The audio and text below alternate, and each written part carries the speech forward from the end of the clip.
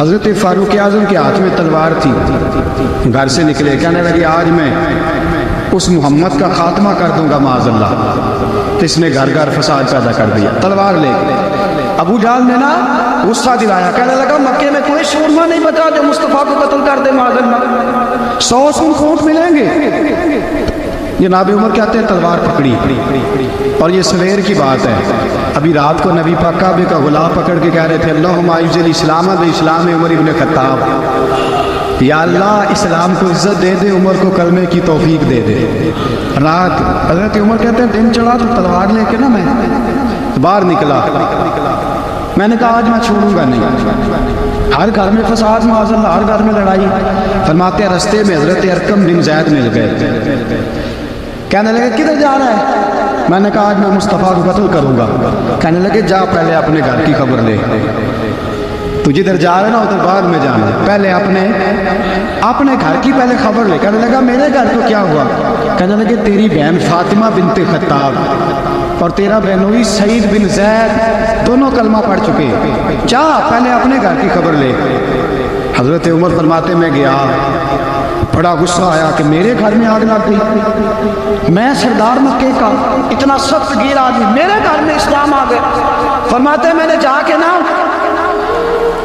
اپنی بہن کے گھر کی طرف رخ کیا، دروازے پہ پہنچا تو میں نے سنا اندر سے آواز آ رہی ہے، قرآن پڑھنے کی آواز آ رہی ہے، قرآن پڑھنے کی۔ فرماتے میں نے دروازے پہ دستک کی، اندر سے آواز آئی کون ہے دروازے پہ؟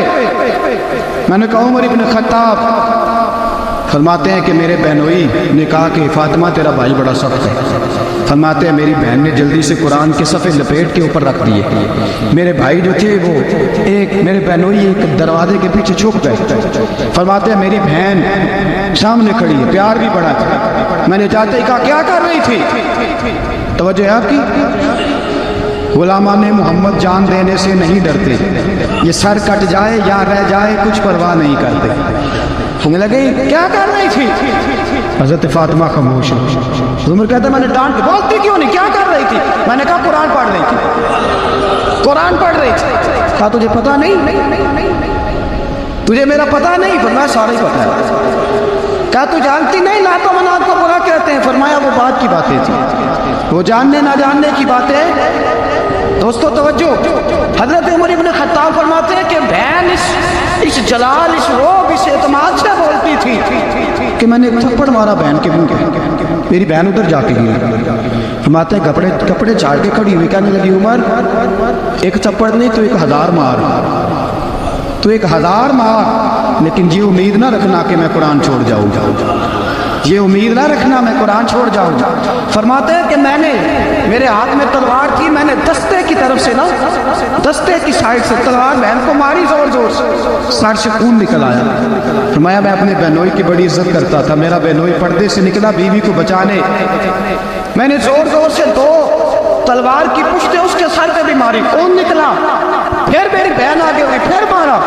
باتیں جب خون نکلا نا بہن کا تو میری بہن نے اپنا خون اپنے ہاتھ پہ لگا کے کہا عمر جس ماں باپ کا خون تیری رگوں میں ہے اس کا میری رگوں میں بھی ہے، اسی کا خون میری رگوں میں بھی ہے۔ فرمایا عمر جس باپ کی پشت سے تو ہے میں بھی اسی باپ کی پشت سے ہوں، جس ماں کی چھاتیوں سے دودھ تو نے پیا ہے میں نے بھی اسی ماں کی چھاتیوں سے دودھ۔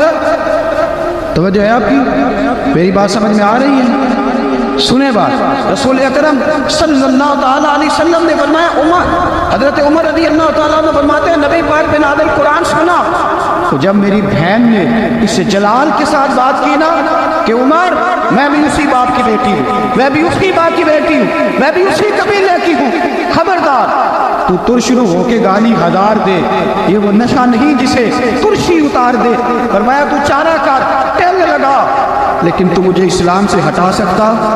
حضرت عمر فرماتے ہیں بہن کا جلال دیکھا تو میں ٹھنڈا ہو گیا، بہن کا جلال دیکھا تو میں نے کہا اچھا مجھے دکھاؤ کیا پڑھ رہی تھی، مجھے دکھاؤ ذرا کیا پڑھ رہی تھی۔ فرماتے ہیں میری بہن کہنے لگی تو کافر ہے، انما المشرکون نجس، جا پہلے وضو کر کے آ، جا غسل کر کے آ، جا پہلے نئے کپڑے دھلے ہوئے پہن کے آ، پہلے تیار ہو کے آ۔ حضرت عمر فرماتے ہیں میں تیار ہو کے آیا، میری بہن نے جھولی میں صفحے رکھے، قرآن پڑھے بہن، سنے بھائی، اللہ تقدیر بدل دیتا ہے۔ قرآن پڑھے بہن اور سنے بھائی،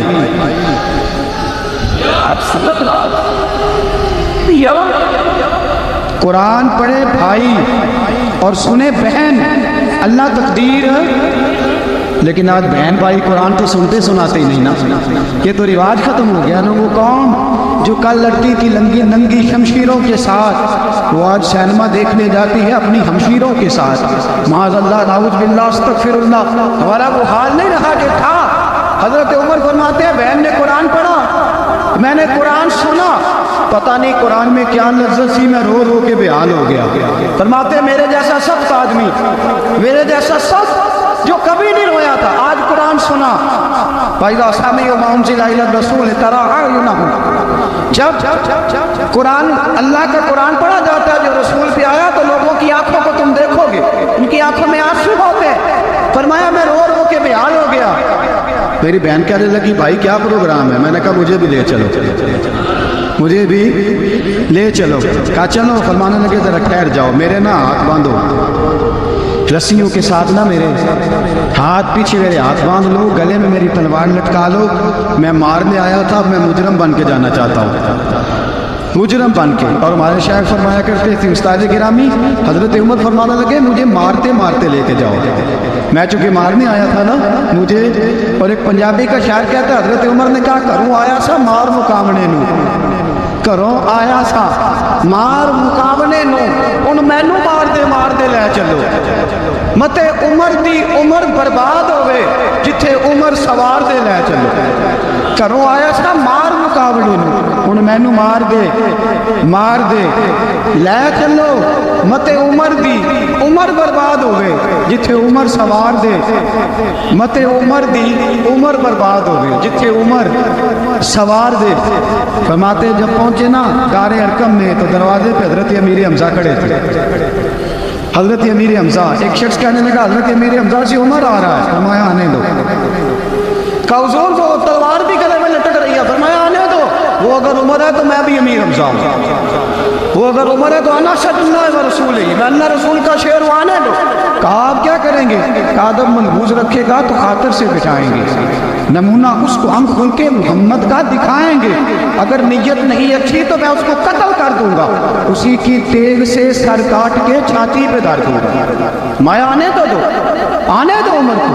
حضرت عمر آئے، دروازے میں داخل ہوئے، صحابہ فرماتے ہیں کہ حضور نے شور سنا، فرمایا کون ہے دروازے پہ؟ فرمایا عمر۔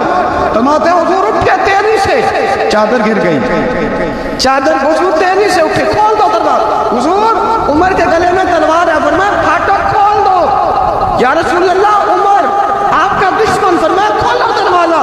کہا یا رسول اللہ خطاب کا بیٹا، فرمایا کھولو دروازہ۔ یا رسول اللہ ابو جہل کا رشتہ، فرمایا کھولو دروازہ۔ حضور ماجرا کیا ہے؟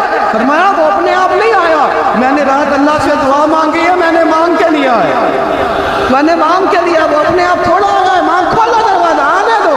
حضرت عمر چھٹ سے دروازہ کھلا نا، رسول پاک سامنے کھڑے ہو گئے۔ کیا منظر تھا؟ ابو بکر فرماتے ہیں تمہیں کیا بتائیں کیا منظر تھا؟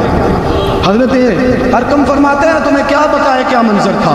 میرے حبیب کی گردن تنی ہوئی ہے، آنکھوں میں آنسو بھرے ہیں پر نیچے نہیں گرتے، آنسو بھرے ہیں آنکھوں لیکن نیچے چپکتے نہیں۔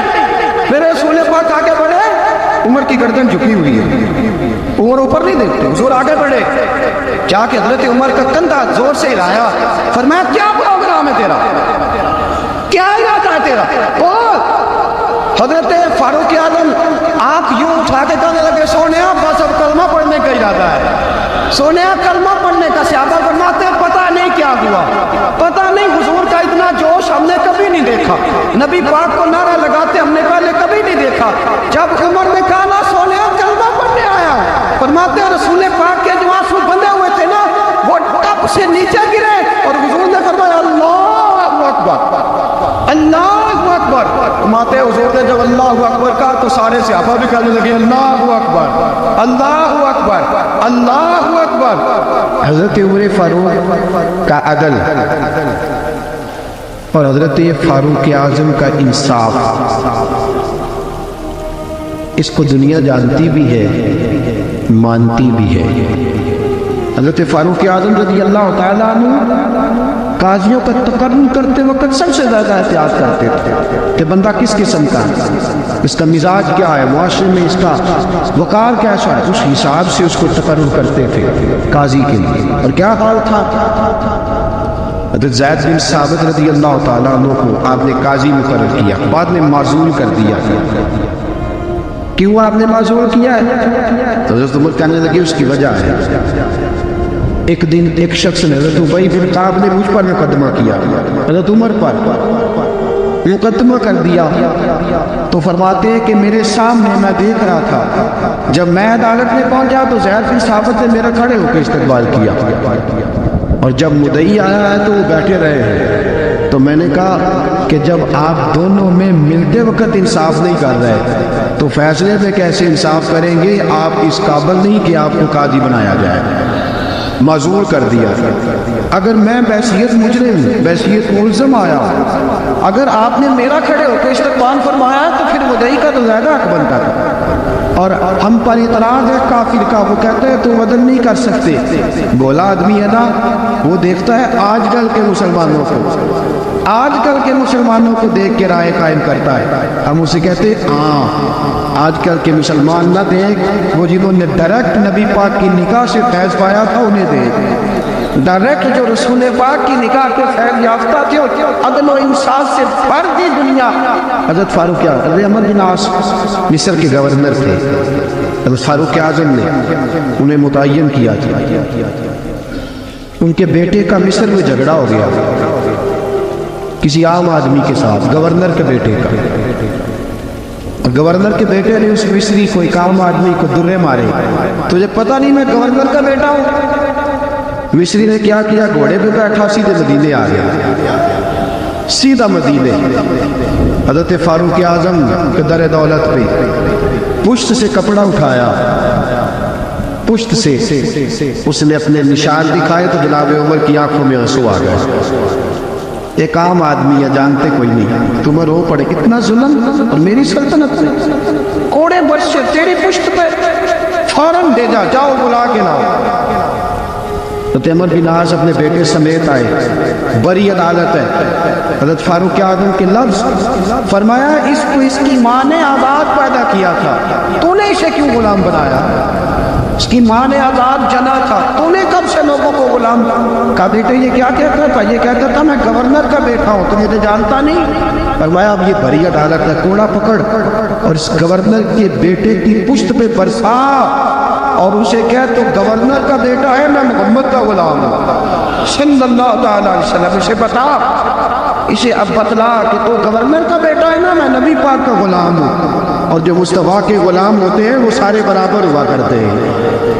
حضرت فاروق اعظم کا عدل، جناب فاروق اعظم کا انصاف، جناب فاروق اعظم رضی اللہ تعالیٰ عنہ، روم کا انچی آیا نا حضرت عمر فاروق کے پاس، تو وہ کہتا ہے میں پیغام لے کے آیا اپنے بادشاہ کا، اور میں سفیر تھا، میں بڑے ملکوں میں گیا، بڑے بادشاہ دیکھے، بڑے امیر دیکھے۔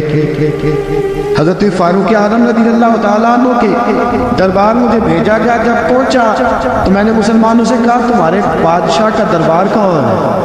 انہوں نے کہا نہ ہمارا بادشاہ ہے نہ کوئی دربار ہے، نہ بادشاہ ہے نہ کوئی۔ اچھا تو پھر وہ کدھر بیٹھتے ہیں؟ کہا یا مسجد میں ملیں گے یا اپنے جھونپڑے میں ملیں گے۔ تو کہا تمہارا بادشاہ بھی کوئی نہیں؟ کہا بادشاہ نہیں، ہم مومن ہیں، ہمارا ایک امیر ہے جسے امیر المومنین کہا جاتا ہے۔ وہ شخص کہتا ہے میں مسجد گیا، میں نے کہا عمر کدھر ہے؟ انہوں نے کہا جی ابھی نکلے تھے ادھر ہی ہوں گے۔ میں نے کہا یہ کیسا بادشاہ ہے؟ کوئی کہتا ادھر ہو گئے، کوئی کہتا ادھر ہو گئے۔ یہاں تو صوبائی وزیر صاحب سڑک سے گزرے تو سارے روڈ 3 گھنٹے بلاک رہتے ہیں، اور یہ کیا چکر ہے کہ لاکھوں مربع میل کا حکمران، کوئی کہتا اس گلی میں گیا، کوئی کہتا اس گلی میں گیا، یہ کیسا بادشاہ ہے؟ کدھر ہے عمر؟ انہوں نے کہا یہی تھا۔ دوسرے سے پوچھا وہ باغ کی طرف گئے، باغ میں گئے تو وہ ایلچی کہتے ہیں میں نے باغ والے سے پوچھا کہ یہاں تمہارا امیر کدھر ہے؟ انہوں نے کہا وہ درخت دیکھ رہے ہو؟ کہا حضرت دیکھ رہا ہوں، اس درخت کے نیچے وہ ایک شخص جو سویا ہوا ہے نا، مٹی کا ڈھیلا سرانا بنا کے، وہ درخت کے نیچے مٹی کے ڈھیلے کا سرانا بنا کے جو بندہ سویا ہے وہی ہمارا امیر ہے، وہ سامنے۔ حضرت سیدنا عمر فاروق کے پاس وہ بندہ جا کے کھڑا ہو گیا. وہ کہتا ہے کہ پسینہ گر گر کے نا مٹی کے ڈھیلے پہ گارا بنا رہا تھا. پسینہ گر گر کے مٹی کا ڈھیلا, وہ تر تھا. حضرت فاروق اعظم سو رہے تھے. کہنے لگا میں 20 اور درجنوں بادشاہوں کو دیکھ چکا تھا جن کے آگے 10 گھر. حضرت عمر کی آنکھ کھلی, تامت سے بیٹی اٹھ کے بیٹھ گئے, کدھر آیا ہے؟ کہنے لگا حضرت جی آیا تو کسی اور کام تھا, آیا تو کسی, لیکن اب کام کوئی اور بن گیا ہے. آپ نے فرمایا اب کیا کام بنا ہے؟ کہنے لگا میرا کام یہ بنا ہے کہ میرا بھی دل کیا میں بھی کلمہ پڑھوں اور نبی پاک کا غلام بن جاؤں. یہ کام بن گیا. اور ساتھیوں بس مدینے میں وہ دن بڑا عجیب تھا جب سیدنا فاروق اعظم کے بیٹے کا معاملہ آ گیا. آج 60 سال کا بوڑھا عمر ابو شامہ حضرت عمر کے صاحبزادے, یہودیوں نے سازش کر کے انہیں نبیذ پلا دی. نبیذ جائز تھی, نبیذ کیا کہ شراب پلا دی. پھر مقدمہ قائم ہوا, کہا اب پتہ چلتا ہے عمر کتنا عدل کرتا ہے. سیدنا فاروق اعظم کے پاس گواہ آئے, صاحبزادہ اندر کھانا کھا رہا تھا. فاروق اعظم نے گریبان سے پکڑا, کھینچ کے لائے. فرمایا ابو شامہ چل, تو نے شراب پی ہے, تجھے کوڑے مارے جائیں گے, تیرے لیے 100 یا 80 کوڑوں کی سزا تیاری کر لے. ابو شامہ کہتے ہیں کہ ابا جی انہوں نے نبیذ کہی تھی, شراب پلا دی. فرمایا تو نے پی کیوں؟ تو نے پی کیوں؟ بڑے بزم میں بار شیر مسجد نبی کا فاروق اعظم. اولاد تو بزدل کر دیتی ہے نا بندے کو, اولاد تو کمزور کر دیتی ہے. آج مدینے نے عجیب ماجرا دیکھا. حضرت فاروق اعظم کی زوجہ روتی ہوئی آئی, کہنے لگی حضرت جی میرا لخت جگر ہے, ایک کوڑے کے بدلے پیدل حج کروں گی, ایک کوڑے کے بدلے صدقہ اور خیرات کروں گی. میرا بیٹا غلطی کر بیٹھا ہے, یہ کام نہ کرے. آپ نے فرمایا تو مجھے کہتی ہے میں یہ کام نہ کروں؟ تیرے حاج اور تیرے کوڑے کیا کرتے, تیرے حاج اور سب کے کیا کرتے ہیں؟ کوڑے لگانا میرے مصطفیٰ کی شریعت کا قانون ہے. تو بیٹے کی بات کرتی ہے, عمر کا اپنا معاملہ بھی ہوتا تو عمر یہی سلوک کرتا. لوگوں نے کہا حضرت جی آپ تھوڑی دیر, ابھی اب کی والدہ پریشان ہے, گھر میں پریشانی, اگر ٹھہر گئے کل پرسوں ترسوں سزا دے لیجیے گا. فرمایا تمہیں یاد نہیں جب مدینے کی ایک بی بی نے چوری کر لی تھی اور میرے مصطفیٰ کی بارگاہ میں کہا گیا تو حضور ذرا ٹھہر جائے, سزا نہ دے. تو حضور نے فرمایا تھا اگر فاطمہ بھی چوری کرتی تو ہاتھ کاٹ دیتا. تمہیں یاد نہیں مگر مصطفیٰ کے ٹکڑے کھانے والا ہوں, میں کیوں دیر کروں؟ اس نے گناہ کرتے میں دیر کی ہے جو سزا میں دیر کروں, برساؤ کوڑے. حضرت افلا نامی غلام, حضرت جی آپ کا لخت جگر ہے. فرمایا لخت جگر نہ دیکھ, مصطفیٰ کا قانون دیکھ. میرا بیٹا نہ دیکھ, مصطفیٰ کے قانون کا قیام ضروری ہے. اگر علی بیٹے کی قربانی دے سکتا ہے, اگر لوگ فاطمہ کے بیٹے کی قربانی یاد رکھیں گے تو تاریخ کبھی بھی عمر کے بیٹے کی قربانی نہیں بھولے گی. فرمایا غلطی سے ہو گیا یا جیسے بھی, اسے خیال کرنا چاہیے تھا. کوڑے لگاؤ. 80 کوڑے لگے تو بیٹے کی روح پرواز کر گئی. جب جوان بیٹا کسی کا, کوثر نیازی نے کہا تھا باپ کا جنازہ اٹھانا بڑا آسان پر بیٹوں کے جنازے اٹھانے بڑے مشکل ہیں. جب فاروق اعظم کا بیٹے کا انتقال ہوا, بیٹے نے آنکھیں کھولی, باپ کی طرف دیکھا تو سیدنا فاروق اعظم عدل و انصاف 2 آنسو آنکھوں میں آئے. کہ بیٹا حضور سے جا کے کہنا کہ عمر نے بیٹا نہیں دیکھا, کا تیرا قانون دیکھا, جا کے حضور سے میرا پیغام دینا. حضرت ابو شامہ رضی اللہ تعالیٰ عنہ وصال کر گئے. تاریخ کیسے کیسے منظر ازالت الخلفاء شاہ ولی اللہ کی بطور والا پیش کر ہو. حضرت ابو شامہ کا وصال ہو گیا, 20 کوڑے باقی تھے. لوگوں نے حضرت جی آپ کیا کرنا ہے؟ فرمایا اس کا جنازہ پڑھو, اسے قبر میں دفن کرو, باقی 20 کوڑے اس کی قبر پہ مارو, اس کی قبر پہ 20 کوڑے مارو. کا حضرت جی ایسا بھی ہوتا ہے؟ فرمایا اس لیے ایسا ہوتا ہے کہ یہ میرے مصطفیٰ کا قانون ہے, میری اولاد کا معاملہ ہے تو میں درگزر کروں. فرمایا مارو کوڑے. حضرت سیدنا حذیفہ بن یمان فرماتے فاروق اعظم بیٹے کی قبر پہ کھڑے تھے, داڑھی آنسوؤں سے بھری ہوئی تھی. میں دوڑا ہوا آیا, میں نے کہا عمر نہ رو, آج خواب رات تیرے بیٹے کا جنازہ تھا, جنازہ پڑھ کے سویا ہوں تو خواب میں مجھے رسول پاک کی زیارت نصیب ہوئی ہے. نبی پاک خواب میں تھے تو 2 سبز گلے تیرے بیٹے کو پہنا رکھے تھے اور رسول پاک کی بغل میں کھڑا تھا. حضور نے فرمایا عمر کو جا کے کہنا کہ تو نے بیٹا پاک کر کے بھیجا تھا, اللہ نے جنت کے سارے دروازے کھول دیے ہیں. اللہ نے عمر کو میرا سلام کہنا اور اسے کہنا عمر تیرا حدود اللہ قائم کرنا خدا کو بھی پسند ہے, مصطفیٰ کو بھی پسند. ساتھیو عمر انتقال کر گئے. 26 ذی الحجہ کو زخم لگا. یکم محرم کا دن, آج کا دن حضرت فاروق اعظم کو یاد رکھنا, لوگوں کو بتانا, دن بار عمر کی باتیں کرنا, خراج تحسین پیش کرنا. حضرت فاروق اعظم کو زخم لگا. آپ نے فرمایا اپنے بیٹے سے بیٹا جا حضرت عائشہ کے پاس. گنبد خضرا میں 3 لوگوں کے دفن ہونے کی جگہ ہے. ایک میں ابو بکر دفن ہو چکے, ایک میں رسول پاک کا مزار قدسی بن چکا, ایک جگہ خالی ہے. جا کے عائشہ سے پوچھنا, مجھے پتہ ہے وہ 18 سال کی عمر میں رسول پاک پردہ کر گئے تھے. 18 سال سیدہ کی عمر تھی.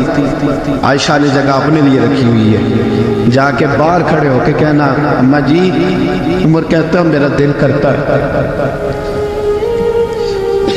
میرا دل کرتا ہے کہ مجھے نبی پاک کی گنبد کے سائے میں جگہ ملے. جا کے عرض کرنا اور بیٹا باہر کھڑے رہنا, زیادہ زید نہ کرنا, مومنوں کی ماں ہے. حضرت سیدنا عبداللہ ابن عمر کہتے ہیں باہر کھڑا تھا, دروازے کے باہر کھڑے ہو کے کہا کہ عمر کا بیٹا ہو. اماں جی عمر فرماتی اجازت دو تو دل کرتا ہے نبی پاک کے ساتھ لیٹ جاؤں. وفا میں گزار دی عمر ساری زندگی لے سجنوں آسا توڑ نبھائی, دل کرتا ہے حضور کے ساتھ لیٹنے کو.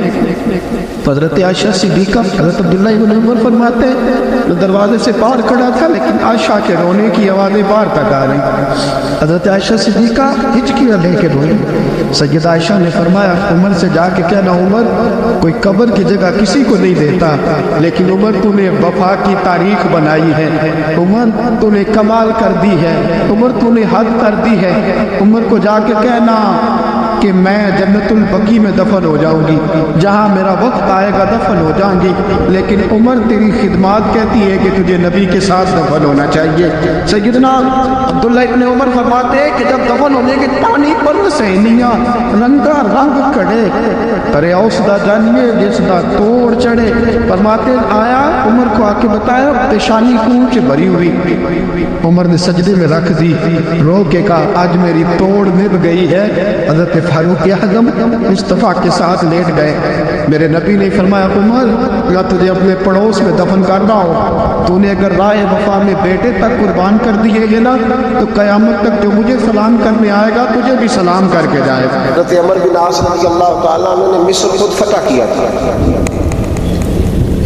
خود فاتح تھے. حضرت عمر نے انہیں گورنر مصر بنا دیا. ان کا بیٹا ایک عام آدمی کے بیٹے کو کہنے لگا چلو اپنا اپنا گھوڑا دوڑاتے ہیں, بھلا کون جیتتا ہے. گھوڑے دوڑے, عام آدمی کا بیٹا جیت گیا.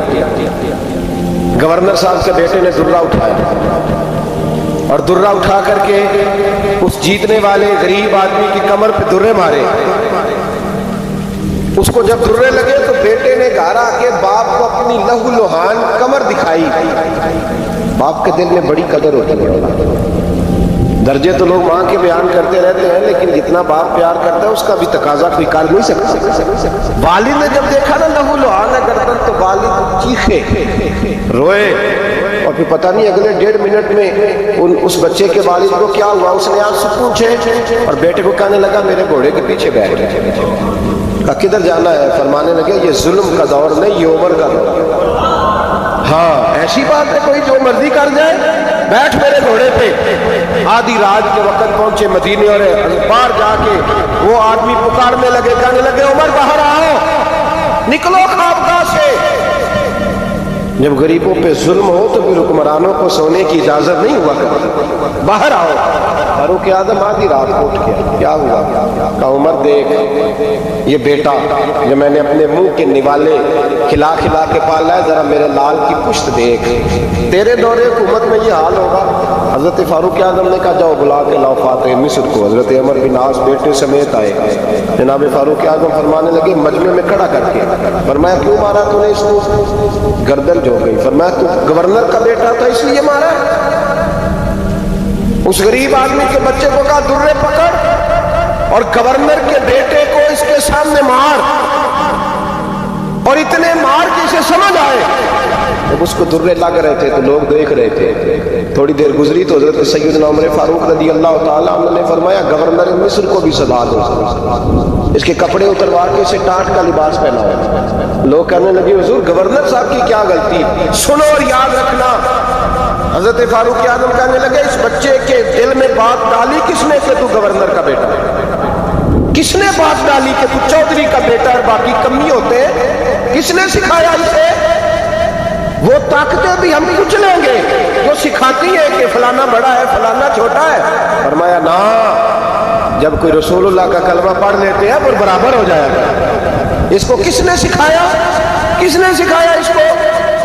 گورنر کو بھی سکھایا. پھر حضرت عمر نے تاریخی جملہ کہا حضرت عمر بن عاص کی طرف دیکھ کے, فرمایا جب اللہ نے ان لوگوں کو آزاد پیدا کیا تم نے کیوں غلام بنا لیا؟ جب رب نے آزاد پیدا کیا تم نے کیوں غلام بنایا؟ عزیزو یاد رکھو جب انصاف کا بول بالا ہوتا ہے پھر کوئی آدمی ڈرتا ہے. یہاں انصاف نہیں ملتا. اور میں آپ خود ایک بات یاد آ گئی. حضرت عمر کا زمانہ تھا,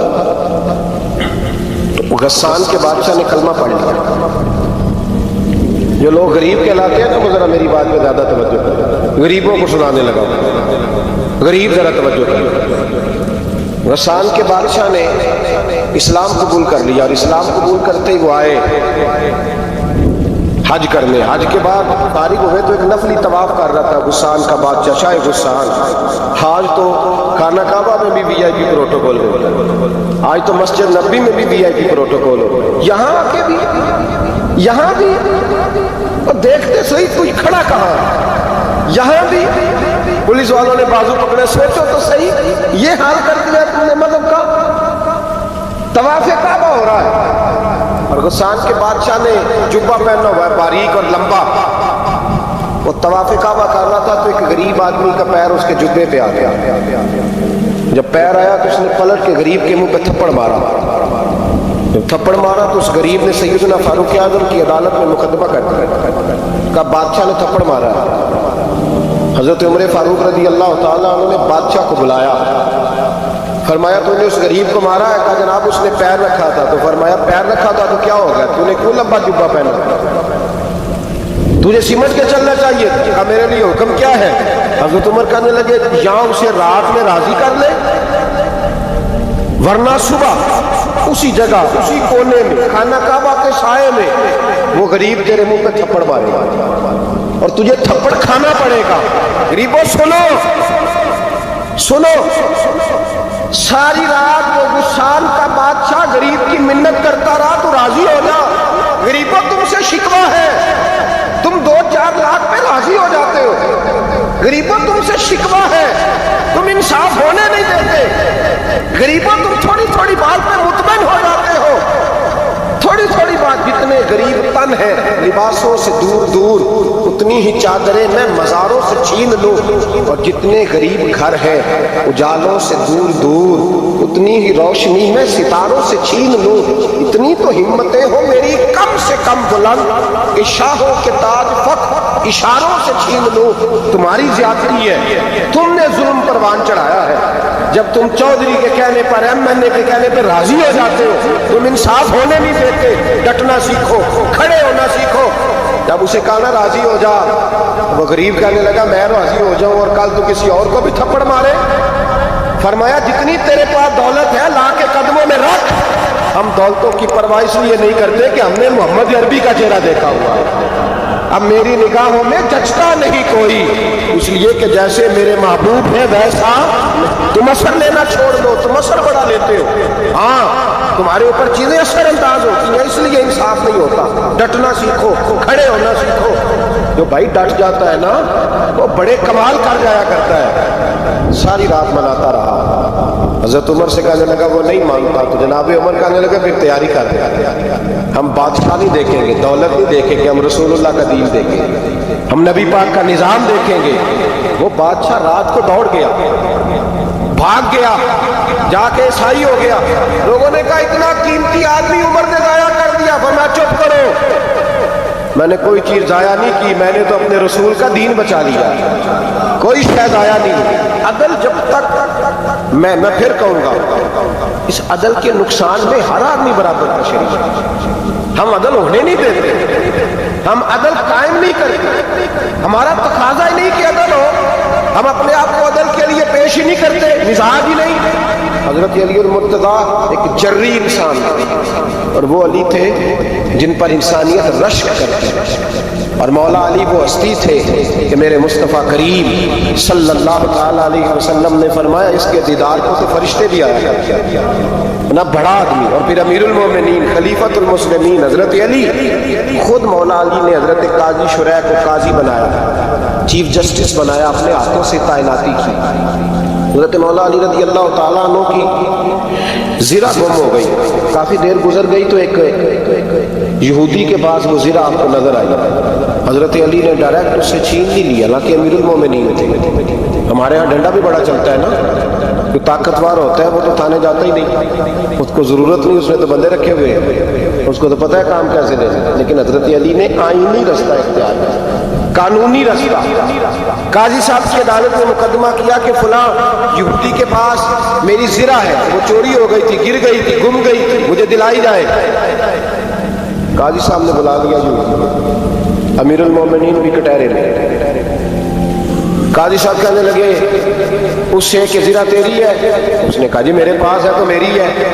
قاضی صاحب کہنے لگے حضرت علی سے گواہ آپ کو دینے پڑے گا کیونکہ مقدمہ آپ نے کیا ہے، اگرچہ وہ امیر المومنین ہے۔ توجہ ہے بھائیوں کی، سمجھ آ رہی ہے باتوں کی؟ گواہ امیر المومنین آپ نے دینے ہیں کیونکہ مقدمہ آپ نے دائر کیا۔ تو حضرت علی کہنے لگے میرا بیٹا حسن گواہی دے گا کہ میری ہے، اور میرا غلام کمبر گواہی دے گا۔ قاضی صاحب کہنے لگے حضور ان کی گواہی درست تو ہے پر میں نہیں تسلیم کرتا، اس لیے کہ بیٹے تو باپ کے حق میں بولا ہی کرتے ہیں، نوکر تو آقاؤں کے حق میں بولتے ہی ہیں، جائیں کوئی غیر جانبدار بندہ لے کے آئے جو گواہی دے۔ تو حضرت علی خاموش ہو گئے، کہنے لگے ابھی میرے پاس ایسا کوئی گواہ نہیں۔ قاضی صاحب کہنے لگے چلیں پھر آپ یہودی کو راضی کریں، آپ نے کیوں بلا وجہ گھسیٹا ڈالا، راضی کریں، انصاف کا تقاضا ہے۔ تو حضرت علی قریب گئے، کہنے لگے بھیا ناراض نہ ہونا، زرہ تو میری ہے، ناراض نہ ہونا، میں نے غلط مقدمہ نہیں کیا، علیحدہ بات ہے کہ میرے پاس گواہ نہیں تو میں کوئی بے انصافی نہیں کر سکتا، تو میرے ساتھ چل تجھے کھجوروں کا حلوہ کھلاتا ہوں تاکہ تو راضی ہو جائے۔ وہ یہودی کہنے لگا میں نے قاضی صاحب کا انصاف دیکھا اور جناب علی کا انصاف کے لیے کھڑا ہونے دیکھا تو میں مولا علی کے قدموں میں بیٹھ گیا، میں نے کہا علی جب تیری یہ شان ہے تو محمد عربی کا کیا مقام ہے؟ میں نے کلمہ پڑھنا شروع کر دیا، دیکھیں نا تقاضا پورا کیا ہے حضرت علی نے۔ تو وہ کہنے لگا علی تیرے انصاف کے رنگ نے نا، جملہ یاد رکھنا، کہنے لگا یہودی علی تیرے انصاف کے اس رنگ نے میرے دل سے کفر کی میل دور کر، تیرے عدل نے میرا کفر توڑ دیا، کفر۔ لیکن شرط لیکن نا غریب آدمی ابو ایوب انصاری، ماڑے بندے، اب تو پیر اور مولوی بھی گنجائش نہیں نہ دیتا کسی کو بولنے کی، تو سیاستدان تو اللہ کی پناہ، وہ تو پتہ نہیں کس طرح سوتے ہیں رات کو، اللہ ہی جانتا ہے، پتہ نہیں کس طرح اپنے آپ کو مطمئن کر کے وہ زندگیاں گزار رہے ہیں، خدا ہی بہتر جانتا ہے۔ حضرت عمر فاروق جیسا دلیر اور جرری آدمی جمعہ پڑھانے مسجد میں داخل ہوئے تو جناب ابو ایوب انصاری دروازے پہ کھڑے ہو گئے، کہنے لگے عمر تیرے نوکر نہیں، ٹائم پہ آیا، بڑی دیر سے کھڑے ہیں، کیوں دیر سے آیا؟ بڑے جلالی تھے نا حضرت عمر، لیکن وہ جلالی اس وقت تھے جب کوئی ظلم کرتا ہے، اور ذات کے لیے جلالی نہیں تھے، کب وقت پہ آیا کر کو ملازم نہیں تیرے۔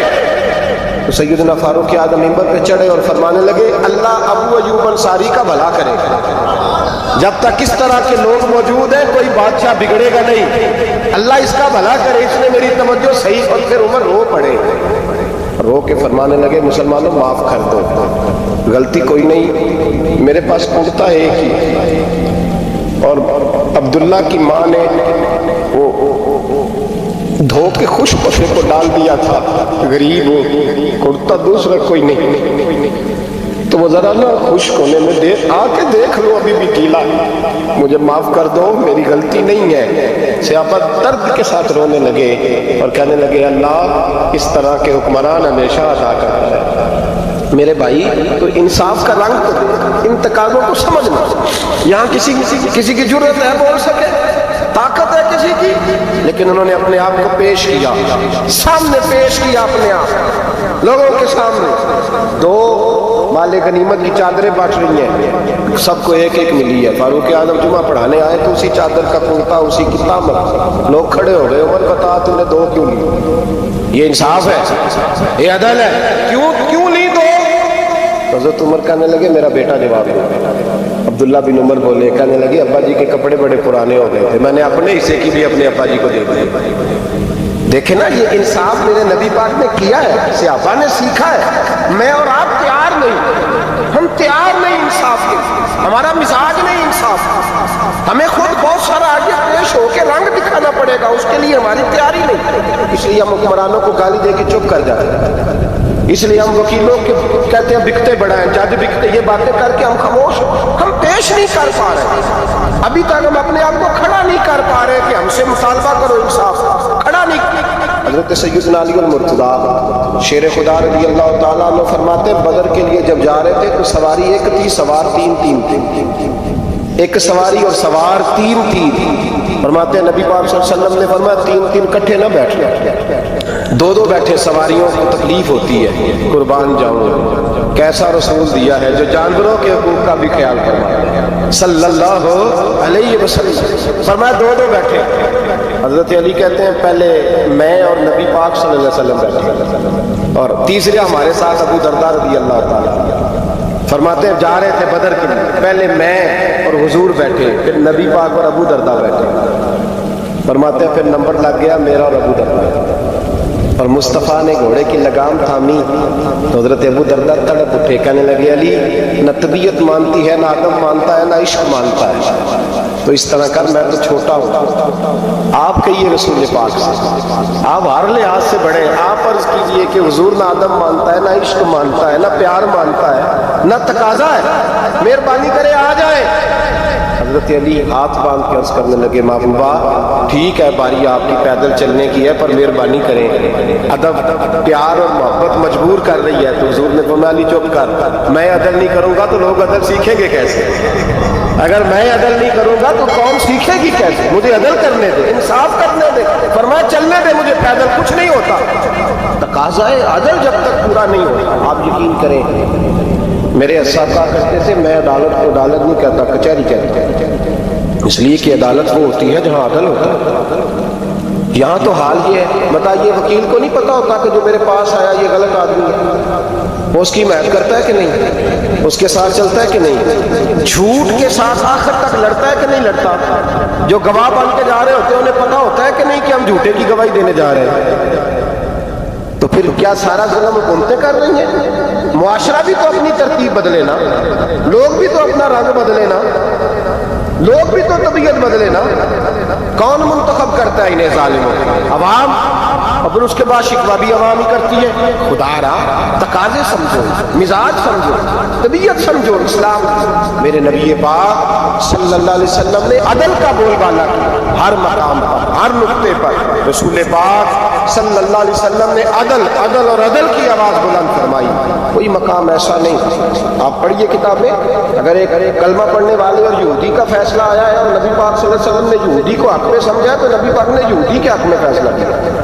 وہ منافق بگڑ گیا ہے، حضرت عمر کے پاس گیا ہے، لیکن حضور نے فرمایا جہاں جاتا ہے جا، فیصلہ وہی کیا جائے گا جو عدل پہ مبنی ہو۔ میرے رسول پاک علیہ الصلوۃ والسلام کے صحابہ کے قریب دنیا داری آ سکی نہیں آئی۔ حضرت ابو بکر صدیق نے پانی مانگا تو لوگوں نے دودھ دیا، فرمایا پیچھے کرو، ابو بکر نے نعمتیں چھوڑ دی۔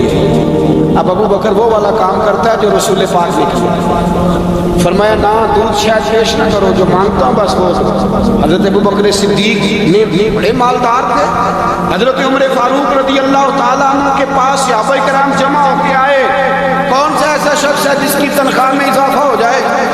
تو لوگ کہتے ہیں نہیں نہیں مجھے نہیں چاہیے. اور ہم نے وہ لوگ دیکھے حاجی صادق صاحب کو مسجد والوں نے کہا 1000 روپیہ تنخواہ بڑھانی ہے, تو حاجی صاحب کہنے لگے میرا بڑا سونا گزارا ہوتا ہے, مجھے نہیں بڑھے.